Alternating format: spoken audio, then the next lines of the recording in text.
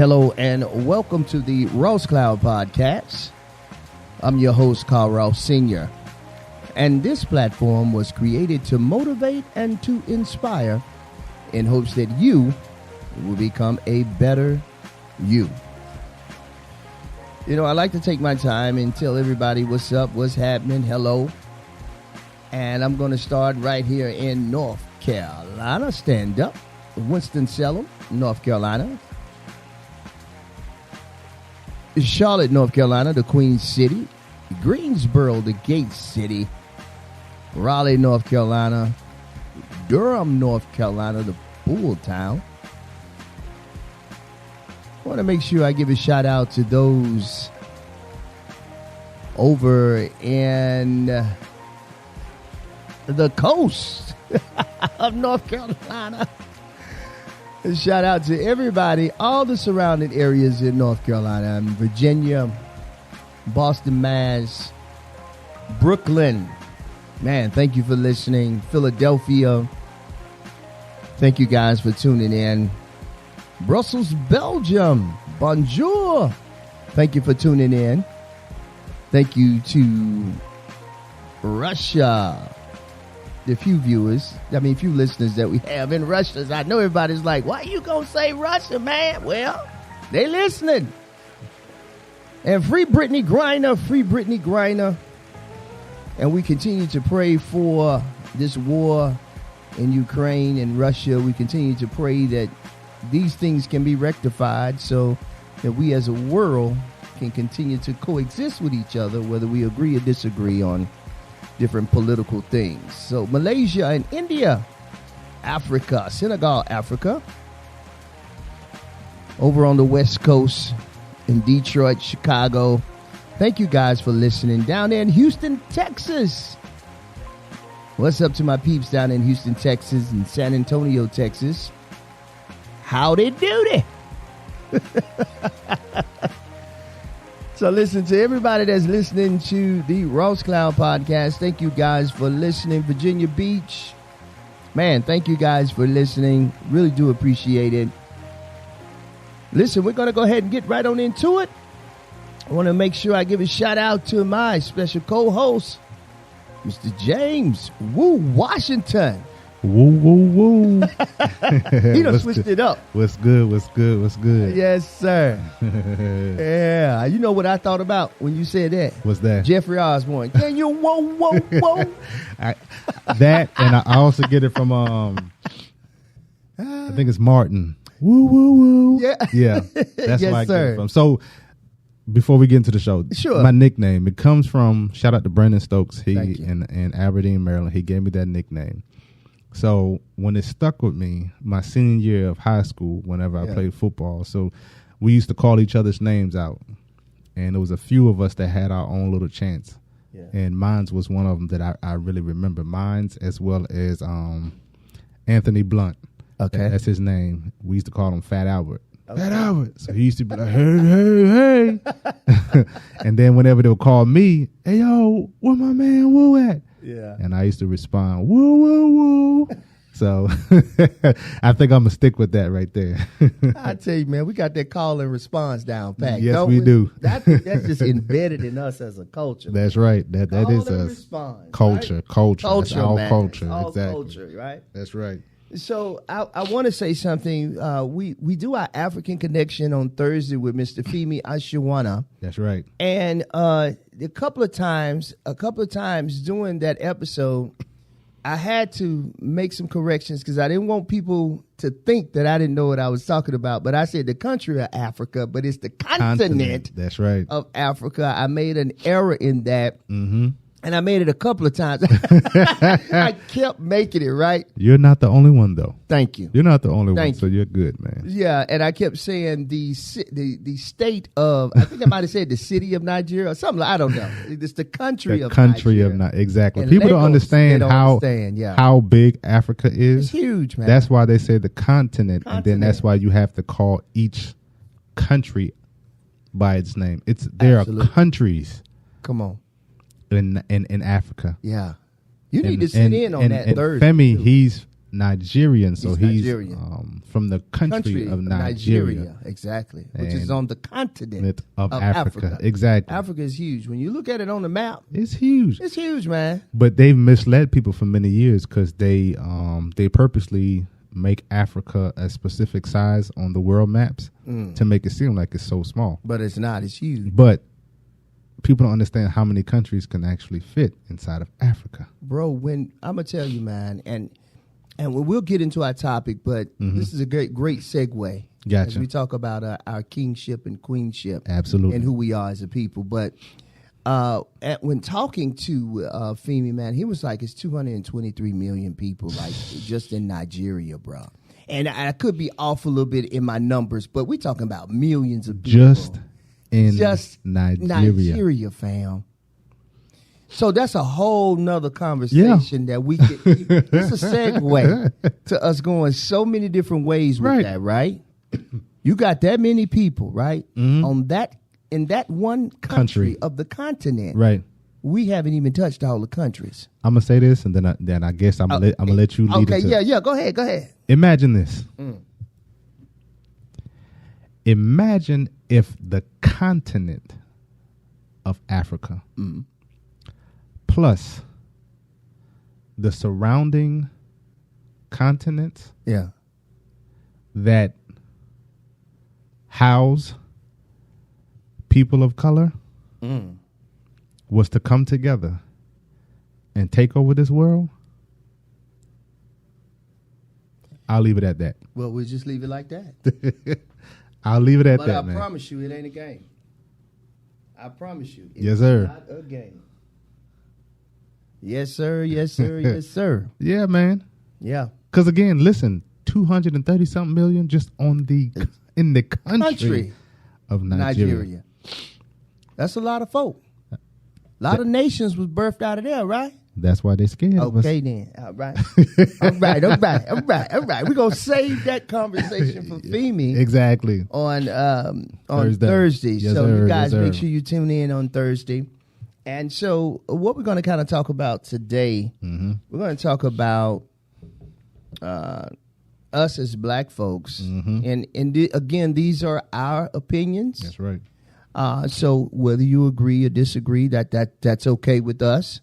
But we were just talking a few minutes ago, and we was just saying how we feel like it should just be a resurgence of the Harlem Renaissance within our culture. And do we see it happening? We do. Yes. We do. But when you're on this level, and when I say this level, I mean when you're climbing up the ladder, basically, because I think art is art. Exactly. And you are the one who controls your art. Absolutely. You says, hey, I feel like this is good, I'm going to do it. Right? Exactly. And so as we climb up the ladder in this artistic realm of ours, in this world of ours, then the Harlem Renaissance, us having a resurgence, is so important. Yeah. And so we wanted to talk about that. Right. From our perspective, and so we'll go ahead and get right into it. If you want to open up with this, yes, sir. Wu, and kind of tell the people exactly what the Harlem Renaissance is. And we've talked about it before, but for those who don't know about the Harlem Renaissance, it's like, hey, let's discuss it on today. Right. So the Harlem Renaissance, this is what it says. So. And I agree with it. The Harlem Renaissance was an intellectual and cultural revival of African American music, dance, art, fashion, literature, theater, politics, and scholarship centered in Harlem, Manhattan, New York City, spanning from the 1920s all the way up into the 1930s. I will add this. Go ahead. This is just me. I would say spanning from the 1920s all the way up to present time. I agree. I feel like, don't get me wrong, I know that there was movements and I know there was work, there was art. Just like I said, there was a lot of intellectual and cultural revival, music, dance, art, fashion, literature, theater, politics, as well as scholarship/education prior to the Harlem Renaissance. Yes. But I believe that this was just the birthplace of what culture is Real culture. Today. Yes. Especially within the Black, African American, brown, however you want to call it. Absolutely. Culture. I got you. Yeah. You know, that's why I say all the way up into present time. Because if you look at culture today, everybody's piggybacking off of our culture, and that culture pretty much comes from the Harlem Renaissance. Yeah. Like I said, it talks about everything, man. Yeah. We have shaped our society, our culture. We really are game changers. Man, it goes back. Remember, we built this country for free. Come on. Come on with it. We built this country for free. So everything that's happening in this world is based off of our ancestors through slavery and anything else.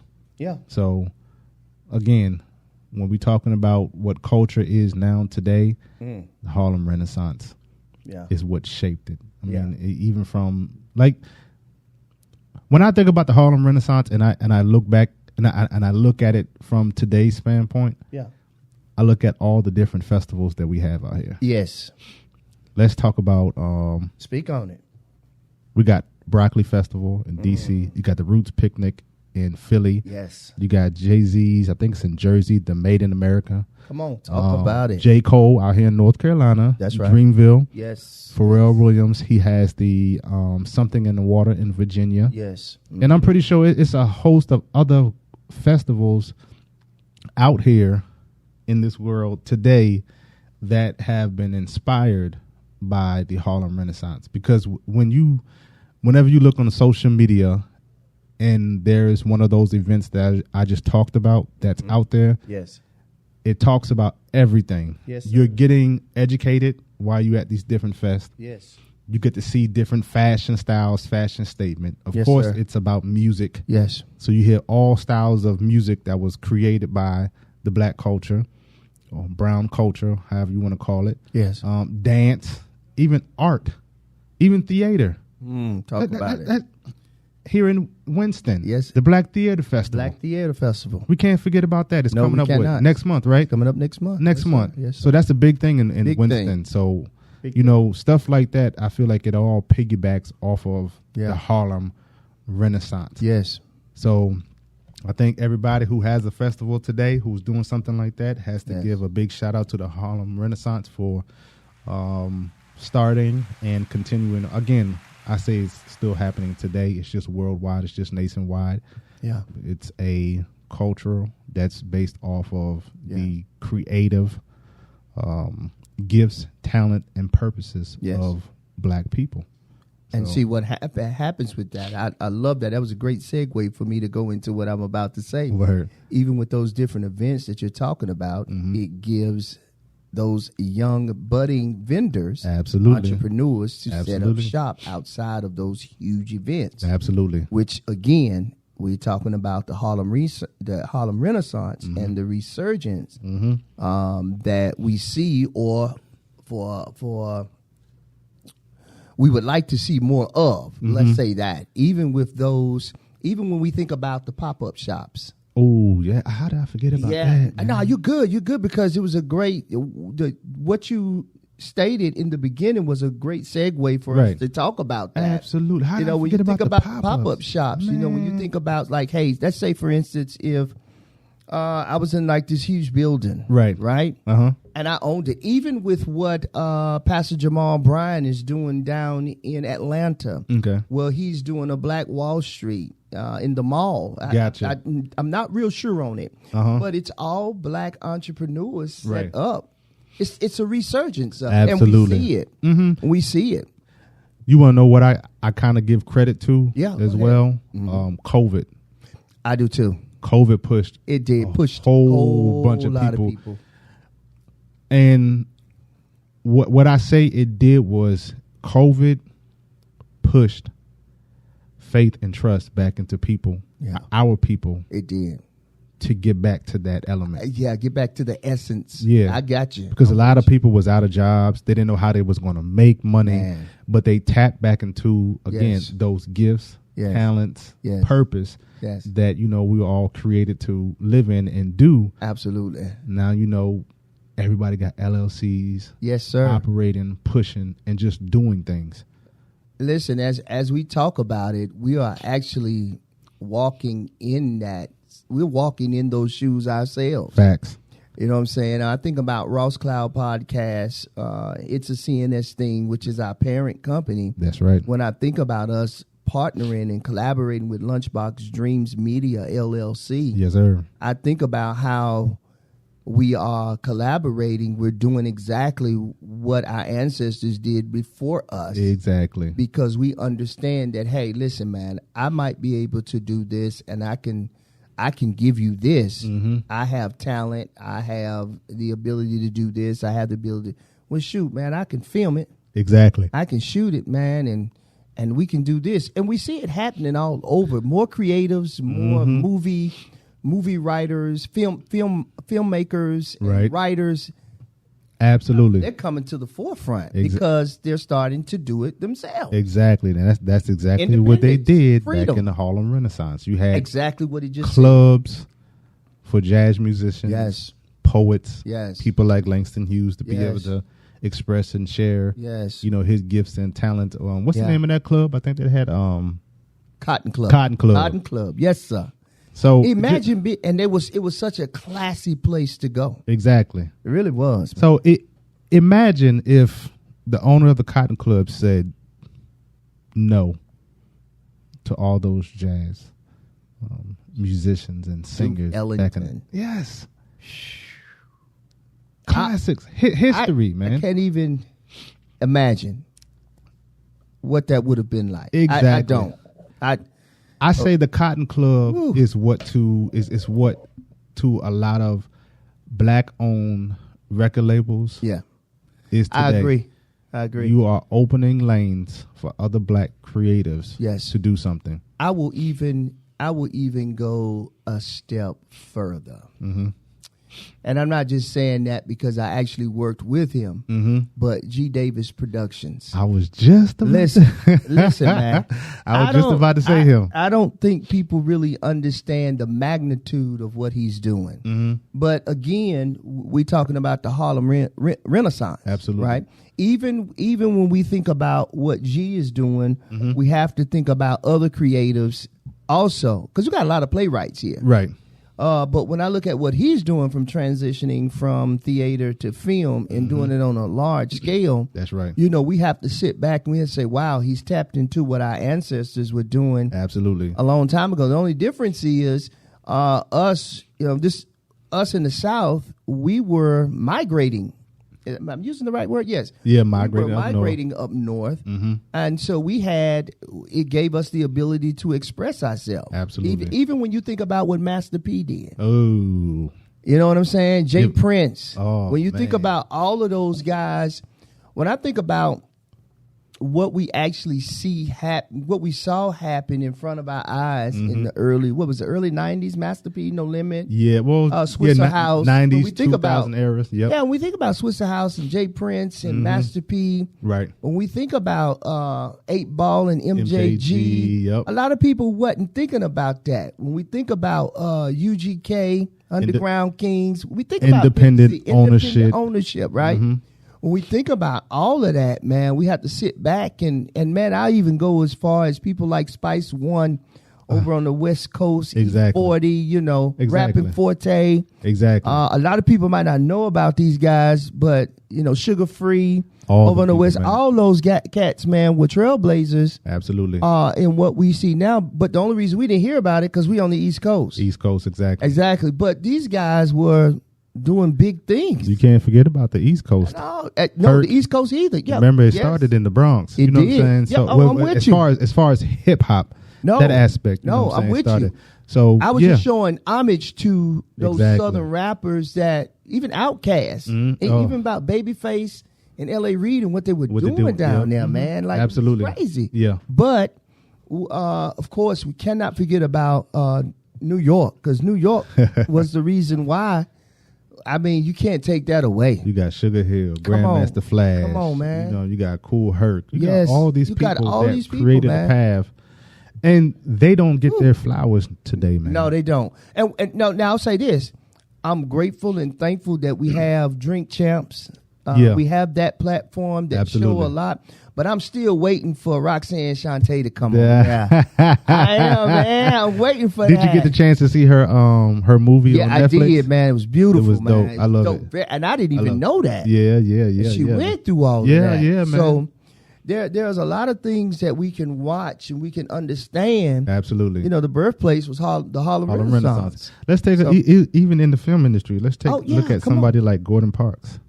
You got Gordon Parks. We spoke about this before. Gordon Parks, Melvin Van Peebles. Yes, a lot of people forget about Melvin Van Peebles. Well, I think the reason why a lot of times people forget about him is because the style of work that he was doing. Yeah, it wasn't a real big fan of mainstream artists. No, it wasn't. Back then they called it the exploitation type films. But when you look at those films, though, you're like, man, they was ahead of their time. Look at it now, because look at what you see on TV now. Yes, man.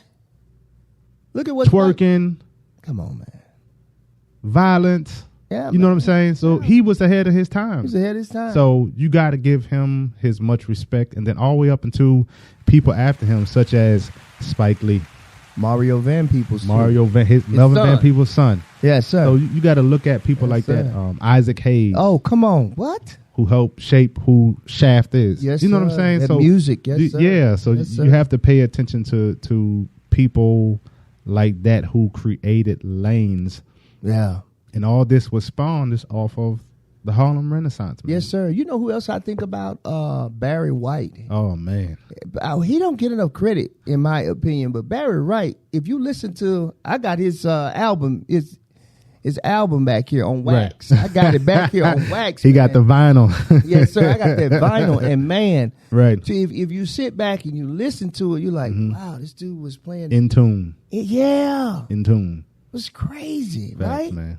So I think because of the Harlem Renaissance, we're able to continue to see, because of the Josephine Bakers and, so many others. Absolutely. So many. We can't even name them You all. can go down the list, man. Yeah. And it's crazy because we're doing them disservice because their name needs to be put out there into the atmosphere because they're such dope creatives and innovators that have birthed what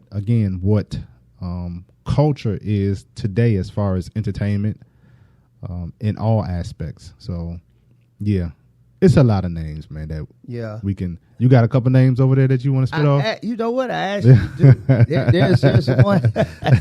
There's one that actually came to mind as I'm looking at it. He was considered the architect of the Harlem Renaissance. The acknowledged dean of the Harlem Renaissance, as it says, and his name is Alan Leroy Locke. Facts. He was born September 13th, 1885. June 9th, 1954, he passed. He was an African-American Rhodes Scholar. Rest in peace. Yeah, rest in peace to him, man. You know what I'm saying? He was responsible for, as somebody's being the architect of the Harlem Renaissance. Rhodes Scholar. Rhodes Scholar, thank you. So he was intelligent. Yes. It wasn't just about the... No. He was the entertaining. No. Or the entertainment part. He was a scholar. He was brilliant. He's brilliant. I mean, look what he came up with. Society forget how smart we are, man. They forget how smart we are. Well, we gonna help them remember. Oh yeah. And we still doing it every day. Every day, reminding them how smart and intelligent we gotta remember, and innovative we are. As innovative as man. But here's the thing. That's the element of us that society forget. Yeah, the element of God that exists within us, the original. Say that. They forget. You know, we was just talking about this too. How listen. Go ahead. Even it says it even in the Genesis chapter 1. I can't remember verse 27. And don't make me pull my Bible. It said you don't have to, brother. But I'm pretty sure I'm kind of accurate on this right here. Go ahead. It says God created us in His likeness, image, likeness. I hope y'all heard that. So, if God is a creator, yes, sir. Who and what are we? Creatives. So, brother, right there. Yes, sir. What He created And look, and we are in 2022 to this day, man. Yes, sir. Yes, sir. They forget who we are. Yes, sir. They forget what we capable of doing. They don't know. But they like mimicking and profiting off of who us. we are. They don't know. Da-da, da-da, da-da, da-da. Yes, sir. Yes, sir. Yes, sir. We're going to remind them. That's right, man. Just remind them. Just to prick their conscience a Yeah, little bit. man. Hey, don't forget now. Yeah. You know, we was just talking about the Egyptians, right? Mm-hmm. What they did. Yes, sir. And I don't even think we understand the amount of engineering that it took. Exactly. What they had to do to move boulders that was as large as this space as we in. Modern day construction companies. You know, moving. Is based off of. I mean, the Egyptian. What? Like you said, we were just outside. It was just outside. We was looking at the construction workers across the street. Mind you, the Egyptians at that time did not have the equipment nor the technology. None of it. But look what we have over there in But Egypt. look what we got. Exactly. And it's 10 times larger than that brick and mortar that they moving. Bruh. Like when you think about it, now we got cranes and stuff. Right. But there were no cranes then. Exactly. And I think the pyramids, they stand what? I can't give you the exact estimate. Me either. But Lord. Dude, it's a skyline over Egypt with those pyramids. Exactly. So imagine the innovative thinking that they had to display. Yes. In order to move them big bricks, boulders, rocks to the top. So again, goes back to what you said. Mm-hmm. We were created in his likeness and his image. Mm-hmm. So let's not forget bruh. Let's say this right here because this just hit me. Sure. I think a lot of times when we talk about the pyramids in Egypt, we look at it from an external view. I agree. From an external. I agree. Meaning this, we look at the outside of the pyramid. Yes. But we forget all the intricacies of the inside. Bro, we even think about, hope I can say this right, the artwork. The amount of colors that they were using in the artwork, the jewelry. Yes. You know how progressive that was to create that? Even when they, sometimes I watch it even more now. The National Geographic station. I watch it quite a bit now. Right. Till they were talking about seeing different toys or different artwork that had been carved and it looked like a plane during that time. Already ahead of their time, man. Already ahead of their time. So somebody was thinking like God in order to do that, bro. Mm-hmm. So if you can see, man, listen, think about the Brooklyn Bridge, okay? We'll even just go, we won't even make it about us. Let's think about the Brooklyn Bridge, even though we know. Right. They don't know. So, anyway, the Brooklyn Bridge, right? Right. So when we think about the Brooklyn Bridge alone, when we think about the San Francisco Bridge. Exactly. When we think about all of these huge. Exactly, bro. I mean, think about it. Yes. So you mean to tell me there ain't no God? You said that when we was walking back to the building. Yeah. However you call it, Allah, God, universe, whatever you want to call it. It's all the same thing in my book. All the same because it does the same exact thing. It does the same exact thing, man. If you just sit back and look at how God said, I'm going to plant this idea, vision in your head to create and build. Say that. It's crazy. So just think. This guy who was considered Alan Leroy Locke. Right. Considered the architect. He was acknowledged as the dean of the Harlem Renaissance. The dean. Run things, right? The dean. Who came up with it. He created that. And guess what? We still operating in it today, fam. Exactly. Still operating it Still operating today. Was it Madam Mosley? Is it Madam Mosley? Am I saying that? Which one you talking about with the hair? With the hair. Madam C.J. Walker. Madam C.J. Walker. Right. Y'all forgive me if I said that wrong. Okay, Madam Mosley. Well, what the world is you talking about?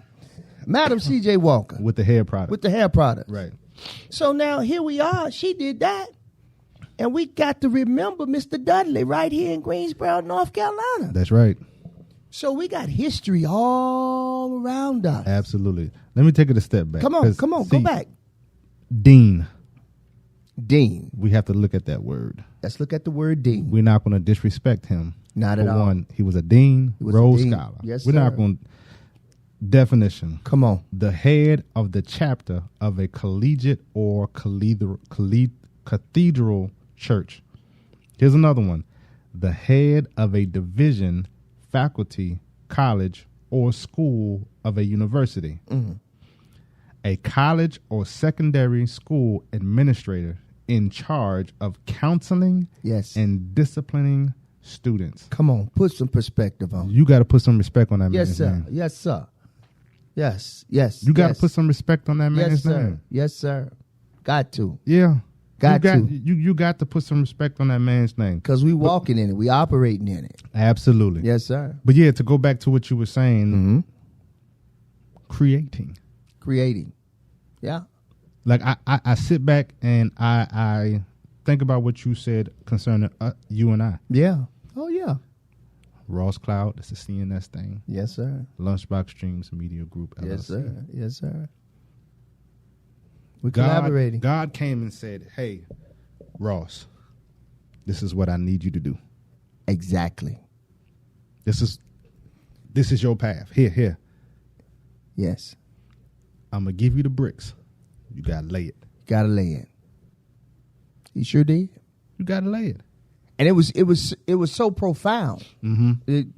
It was so profound. Mm-hmm. It was really an audible voice. But what made it even more powerful is when I began to move.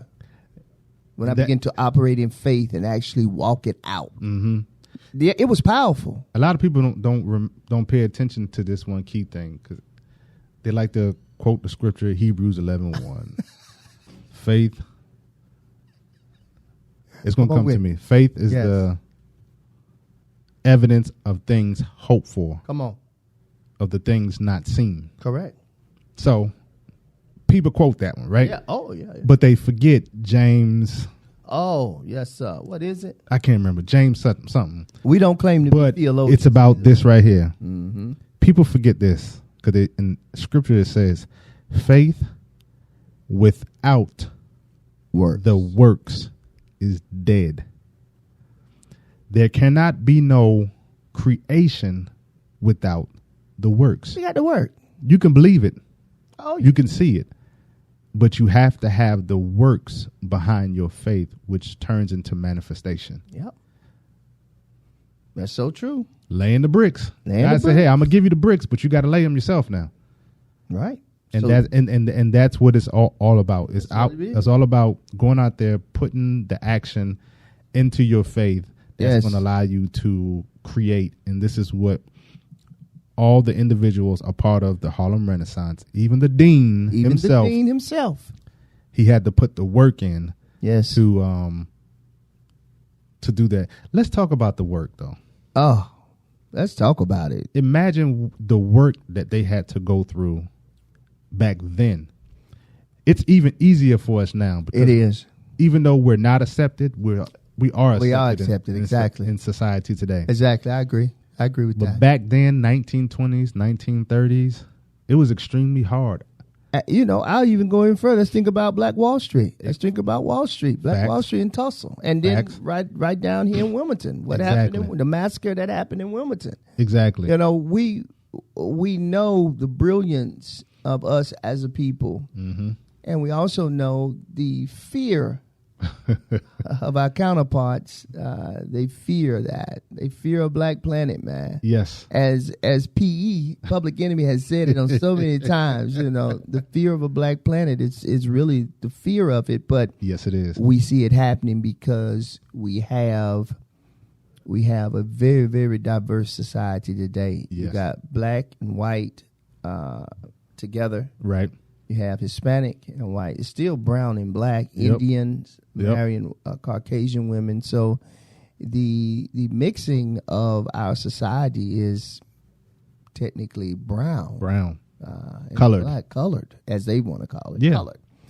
But, it's beautiful to see God operate in man like that. I just wish that we could acknowledge more. And I think if we would acknowledge our Creator more, then I promise you a lot of jealousy, a lot of envy, a lot of hate would go away. Mm-hmm. And we would just start operating, working together. Right. So we can continue to see Black Wall Street. That's right. We can continue to work with our white brothers and sisters as well, because everybody needs an ally. Right. You need somebody that's going to work with you.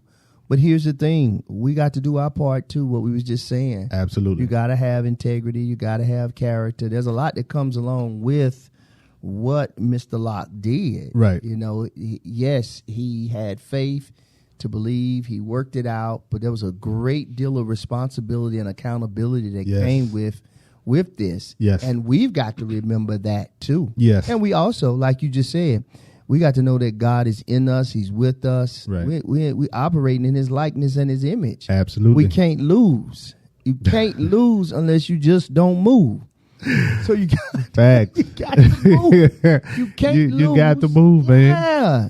It's How okay. you expect to lose weight if you just sitting down? Oh, man. Talk about it. You have to have some actions, whether You it's got to. you eating, changing your diet, because you still got to move to eat. You got to move to eat. Yep. And then you have to get up and exercise. You got to get up and exercise, bro. So, and you got to move. absolutely. As much as we celebrate the Harlem Renaissance and actually what it means to our culture, to our society, yes, then we have to also understand it took a great deal of faith for those men and women to do what they did, those artists, to those, think about it, James Baldwin. Yeah. Langston Hughes. Come on, man. Who else? He was witnessing it. He wrote about it. Exactly. In his poetry, he was writing about it. He was sitting, I think his room was like right above. Mm-hmm. So it shows you how close knit we Yeah. were as a people, as a culture, man. Yeah, we were man. close knit. I see it now, even from when I grew up in the 70s. I'm born in 71, so I don't remember everything, but I do remember at being 6 and 7. Of course, we lived in the projects, but the projects then and the projects, now, it was totally different. Two totally different things. We had Miss Pearl or Miss Banks who was on the end and said, you better get your tail home. I'm telling your mama you out here hanging with them boys. Exactly. We're not saying that, those elements or those bad elements of the community wasn't there, but what we are saying is there was still a sense of community. Mm-hmm. Where grandma could still come out on the porch and say, I'm going to tell your mama. I'm going to tell you, or come out off that porch and whoop your tail and pull you by the ear and say, take your tail home and I'll feed you. Holding our community accountable. Yes. And I think that's one of the major things that happened in the Harlem Renaissance that we don't recognize nor do we pay attention to. It was a lot of us holding each other accountable. Yes. Because I think they saw and they believed in his vision. I believe that too. They tapped into it. So they said, hey, just like you said, we know we got some knuckleheads out here, y'all. Oh, yeah. We're not denying but that. We're going to keep pushing and pressing forward. Pushing and press forward, man. I think today it's happening. The only thing that I'm a little disappointed in is that sometimes it takes special events. Yeah, I agree. Like now, especially since they've made it a national holiday. Oh, yeah. I think our people are taking advantage of Juneteenth. Yeah, I get what you're saying. It shouldn't just be one day, though. Nah, we should celebrate. Don't get me wrong. I love Juneteenth. I appreciate me too. Juneteenth. I do too. I celebrate it just like I celebrate the 4th of July. Correct. I got you. Me and my wife and our family, we probably do a little bit more. You know what I'm saying? Because true. it's direct representation of who we are, our culture. Our culture, absolutely. So I just rather us do that a little bit more instead of just waiting for Juneteenth. It's like, it's kind of like Christmas. Yeah. People wait and save up all year for this one day. What? Yeah. That's just like we was talking about it, Black History Month. Man, Black History is every day. Every day. Somebody's, whether it's an educator, whether it's whatever, a scholar, a teacher, a lawyer, a doctor, somebody's making history somewhere. Yes, they are. Whether they believe it or not. We're making history. Yeah, it's legacy. We're making history. You want to do legendary stuff. You sitting back, and I was telling somebody that I was like, man, I don't really look at. We all want to make some money. Right. Don't get me wrong. Right. We all want to get to a place where we are just as comfortable as we want to be. Absolutely. Whether that's whatever your comfortable area is. Maybe you're a person that you want $500 million. Maybe you're a 6-figure brother. Right. Maybe you're okay with making $80,000 or $90,000. Right. $80,000 or $90,000 is good living still. Absolutely. You can still survive. For some people, they can make $60,000 and $70,000 and live comfortable, and live comfortable, right? And live the life that they want to live, exactly, and be okay with it, right? But it comes with a great deal of responsibility and accountability too. Yeah, it does. We ask for those things, absolutely. But bruh, do we really know what come with that? What did Biggie say? More money, more problems. Like you and I, we talk all the time. Oh yeah, for sure. We talk about the struggles, yes, how hard it is, the disappointments, the highs, the lows. Yeah. Let's just think about what he had to go through. Not just him, but all of them. They had it real hard. Yeah. Look at James Brown and what he accomplished. Exactly. What? You gonna own your masters? Mm-hmm. And he got a plane too? Exactly. During that time. Exactly. During segregation. It was. Come on now, during the civil rights movement, he was handling his business. Watch this. It was minimal television exposure. I agree. Minimal radio exposure. Yep. There was no social media. None. Look what they was able to do. Man, yeah. And people cry and complain today, say that they don't have access. Yeah. Well, I think we do. You got YouTube. Yeah. You got Facebook. TikTok, Snapchat, Twitter, LinkedIn. Yeah, you got everything. Yeah. You got all kind of ways you can market. But here's what I will say. I wouldn't throw all of my eggs in that basket though, because it's not really about, I feel like it's about the numbers, but it's not about the numbers because it depends on who sees it. I think it's about who sees it. If whoever sees it and says, "Hey, I think they have something. I think we can market that. Let's tap into what let's watch his growth." Yep. And so a lot of times you can have people watching you or listening to you, whatever the case may be, right? Because they want to see the progression in you. Exactly. And as you grow, they're gonna say, "Oh, he ready." Yeah. Let's give him a call, man. We have been watching your growth. And people love that. And people love to watch your growth. Right. And mistakes are inevitable. They're going to happen. Right. They have to happen in order for you to grow and get better, right? Absolutely. So imagine how many mistakes Mr. Locke made. Exactly. Before he started this Harlem Renaissance. Think about how many times he had to revisit these plans. How many times somebody said, nah. Yeah. How many times somebody said, I would, but I'm scared because you know what they're going to do. How many business owners messed up their opportunity? Yep. So think about all of that, because we're older now. We understand that there are hills and valleys. You can have faith. Yep. We're not acting like faith is a cure all. What we are saying is you need faith to sustain you through the hills and valleys, the crossroads, the decision making. Right. You're going to need faith to sustain you through that. And I think you'll be fine. Yeah. But to say that you're not going to have a bad day, that's a lie. Absolutely. Because, bro, it's days, sometimes I'll be like, why am I coming in here to turn this on? Exactly. But it's a purpose that's driving me, that's deeper inside of me. It's birthed in me. So guess what? I got to deliver this baby. Absolutely. And I don't mean that in, I know we live in a different world. I ain't delivering no baby now. Come on, y'all. Bring it in. But, from a spiritual standpoint, right. I had to birth this baby. I had to get it out. When I think about, and I don't mean to talk about myself, but just as an example, I can only talk about me. Right. So, and as an example, I think about my transition to this. Right. It was difficult. It's difficult to say no to someone when it's something that you want to do so bad. Right. That was part of me coming through the birth canal. That was part of this dream and vision coming through the birth canal. Right. When I think about what I was doing beforehand, I think about when I had my first cooking show on YouTube. It was horrible when I look at it now, right? But I did it. But when I think about all of that, when I think about me singing in chorus and singing in gospel choirs, going to Bobby Jones, being exposed to certain things coming up as a kid to where I am now, the stage was already set for me to do this. Right. I just didn't understand who I was in the beginning. Right. And then once I tapped into it, and that goes for all of us. Right. Once we tap into the divine and actually understand, people call it God conscience, but he's a part of us.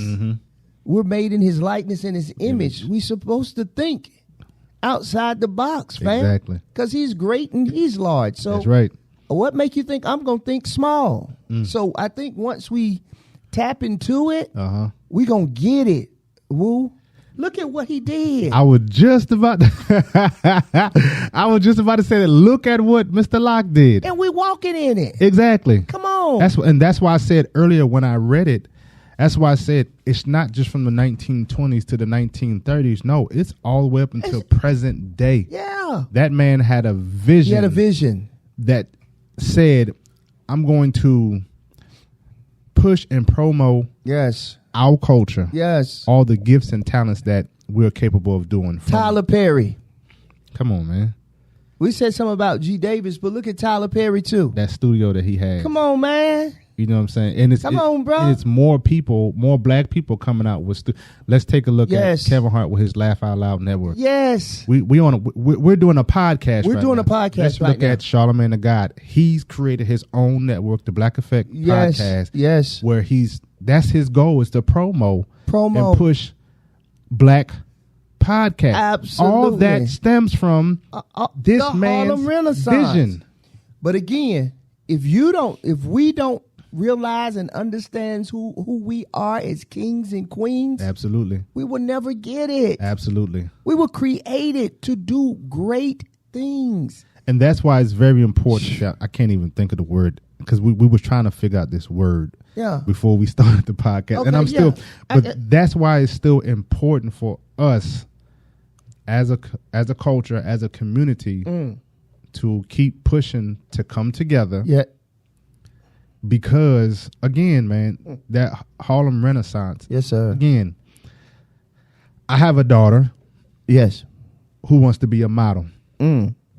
That's part of the fashion world. Gotcha. Part of the Harlem Renaissance. I have a daughter, another daughter. Creatives. Who likes to make dresses and clothing. Oh, wow. Design. Fashion. Part of the Harlem Renaissance. Part of the Harlem Renaissance. I have another daughter, my oldest daughter. Yeah. Shout out to Jazzy. Shout out to Riri. Shout out to Riley. Yeah. Who she loves to write. Yes. She does poetry. Yes. Langston Hughes. Harlem Renaissance. My wife, the same exact way. Harlem Renaissance. You, Harlem Renaissance. Your wife, Harlem Renaissance. Everything that we're doing in the entertainment business is that. I mean, think about watch this. Every marketing, every promo company, especially if you're black owned, you got to give respect to the Harlem Renaissance, because why? How you think all that information was getting out about these different creatives? Yes, sir. That's what it was. And it was, like we stated before, it was educators, it was scholars. That's why I said Ben Crumb, Al Sharp. Yeah. All of these people were literally birthed out of this. Absolutely. So, and that's another thing that I like about these different, and that's why I say these different festivals that we sit here and we talk about. Yes, sir. Let's take a look at the biggest one, though. Which one? Essence Festival. Oh, yes, sir. Yes, sir. Again, we go back to what they're talking about. They said educators, scholars, educators, fashion, music, poetry, dance. That's exactly what happens at Essence Festival. Yes, sir. They hold these different workshops for people to come in, learn, grow, promote their businesses. You got these big concerts, all Black of the music above. festival. Black music. That's what, you see what I'm saying? Yes, sir. All of that. Harlem Renaissance. Harlem Renaissance, man. We see it even with what Steve Harvey did with the Hoodie Awards. Hoodie Awards.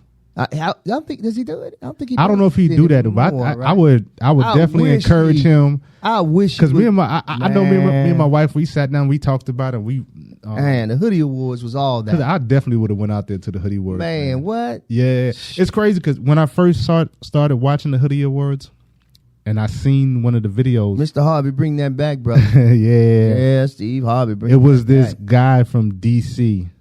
His dad is locked up. What's his name, man? Oh man, you don't remember his name. He won. I can't remember his name. Yeah, but I know he's in D.C. His father's locked up in jail. He's always advocating for his father to be freed. His father was like a big kingpin out there. Larry Hoover. Not Larry Hoover. Not Larry Hoover. Another one. It's another one. I can't remember his name, man. You know they still working on that one. Yeah. They still working on that. But he was a big time drug dealer, but his son, he's a big advocate out there in the DC area. Really? He makes sure he tries to help brothers coming out of the system, help them navigate to find jobs and living. I seen him on the Hoodie Awards. Did you? This is how strong the tongue is. And I when I seen him, I was like, I want to meet that dude one day. Yeah. This was probably like 2-3 years prior to me actually meeting him. Yeah. I was living in Charleston when I seen the video, and I said, I want to meet that dude one day. Yeah.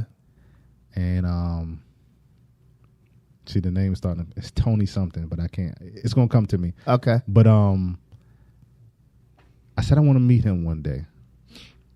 Fast forward a couple of years later, I ended up getting a job in D.C. So I moved from Charleston back to Maryland. Right. Getting a job in D.C. Yeah. I'm sitting here doing some work, and the supervisor at the time, he was like, yeah, we got a guy who comes in, because I used to work for the Department of Employment Services in D.C. Gotcha. He said, we got this guy coming in, he's going to do a little speech, and we're going to talk to him about, what he's doing. He works with us. We kind of just want to get y'all familiar of who he is. Sure. And next thing you know, he walks through the door. Wow. And I said, yo, I just told myself a couple years ago I wanted to meet this dude, man. What? I love that. I love that. I got to figure out. I'm going to find out what his name is. The power of the tongue is it's pretty powerful. Absolutely, man. When you speak it, you're speaking it into it in existence. Right. When you speak it, power and death, they lie in the tongue, man. Right.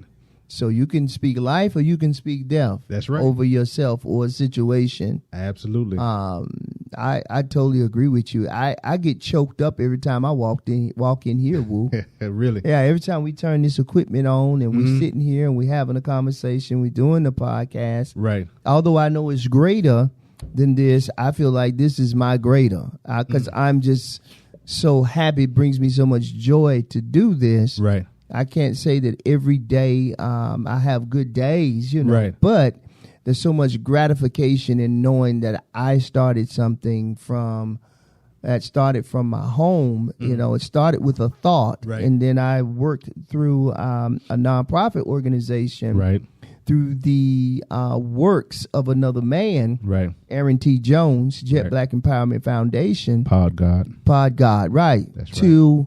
where I am now operating in what I wanted to do, but I had to go through that right. so I could get here.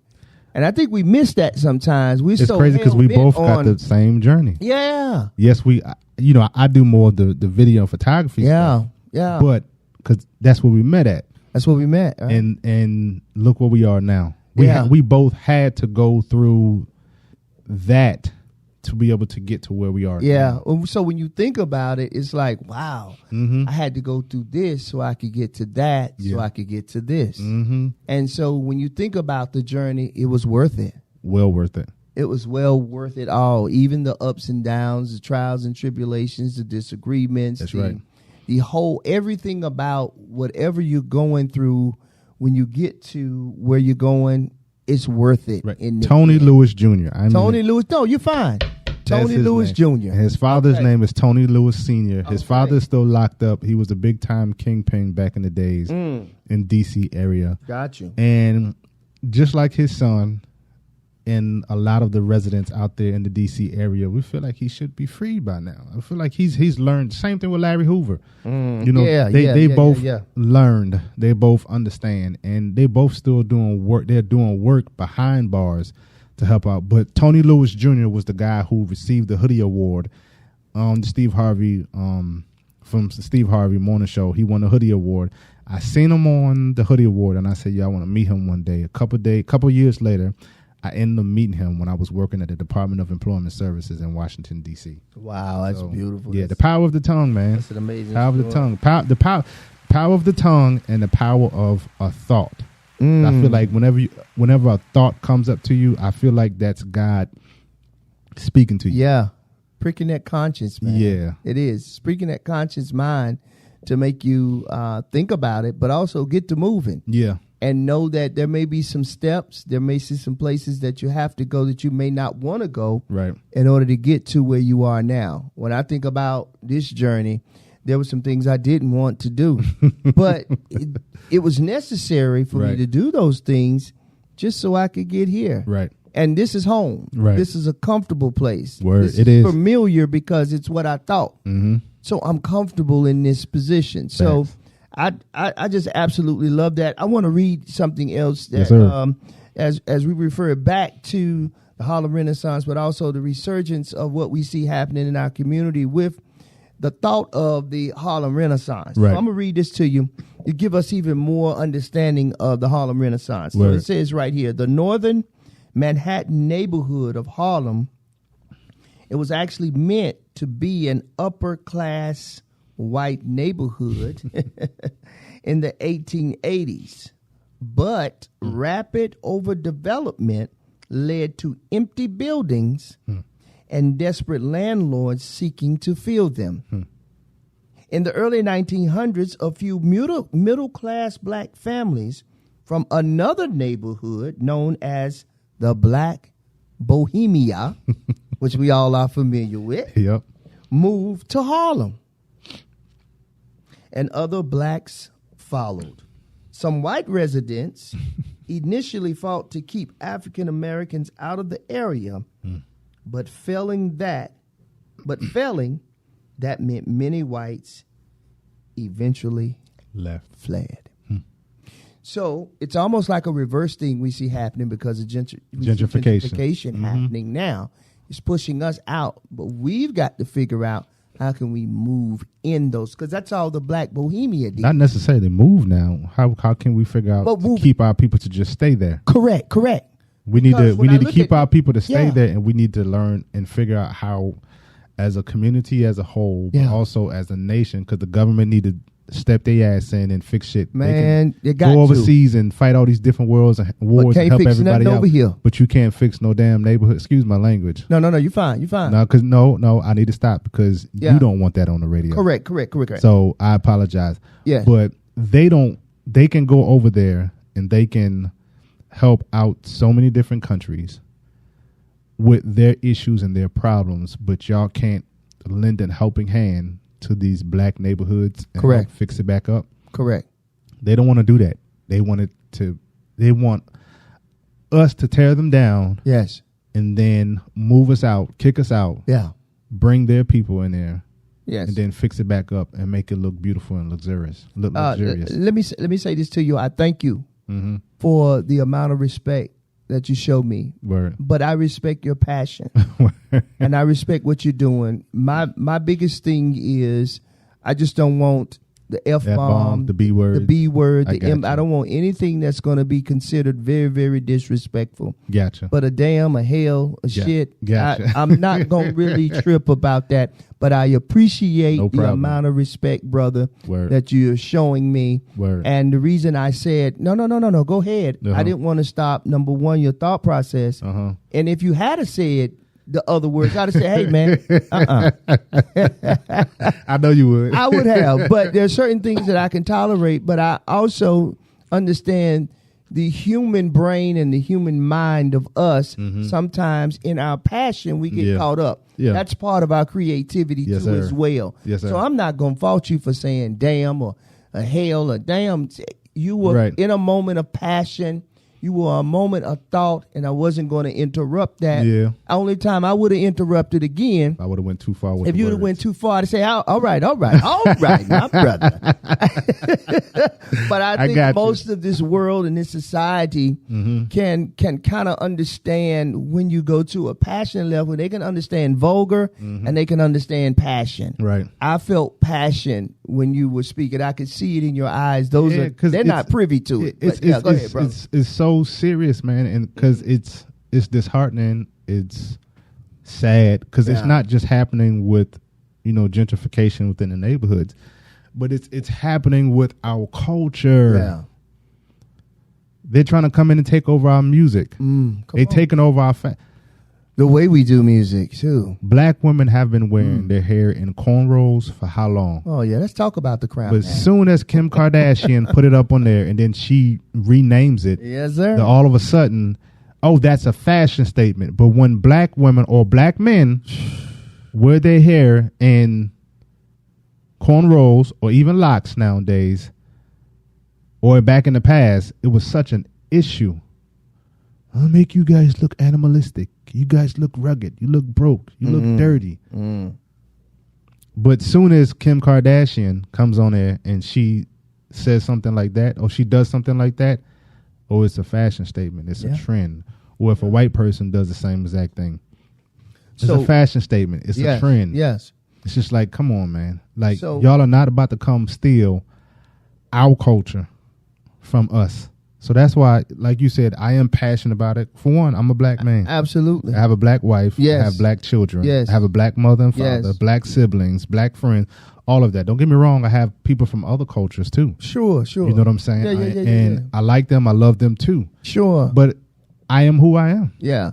And I love that, man. I'm glad you brought that up because we're going to have to end, but you said something that sparked me, and I thought about the Crown Act. I thought about that, and so what we're going to have to do, that again. Part two. Let's do a part two, but we're going to talk about the Crown Act as well because there's still a lot of fights with that because there's still some people that are discriminating against your hair being nappy. But you wasn't saying that when you was bringing us across this water, though. But at any rate, chirps. Hello.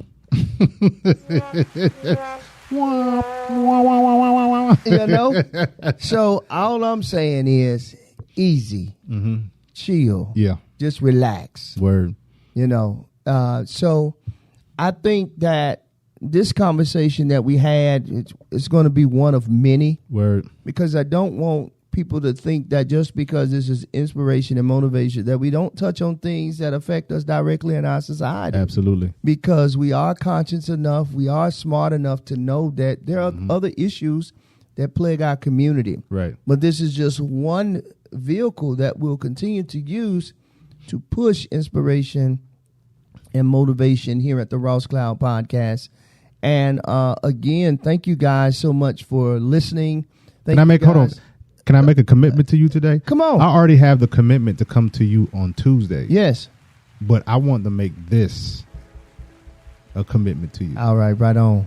Of me being on the microphone with you every Tuesday. There it is, y'all. We'll talk about something else off the air, but I do want to make this the commitment to you that every Tuesday that they are going to get to hear my voice. Yes, sir. Hey, I love it. I love it. And that's my commitment.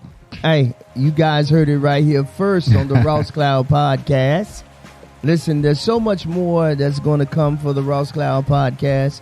We're super excited about what God is doing for us over here at the Ross Cloud Podcast as we continue to grow, as we continue to push forward to become great, to create something that everybody would love, whether you black, white, Chinese, Malaysian, Indian, we don't care. Understand that our focus is inspiration and motivation for those who can motivate themselves. So listen, I hope you guys will have a great day and continue to make it a great day. I'm Car.Ross Sr. Woo, woo, woo. And this is the Ross Clown Podcast. Peace.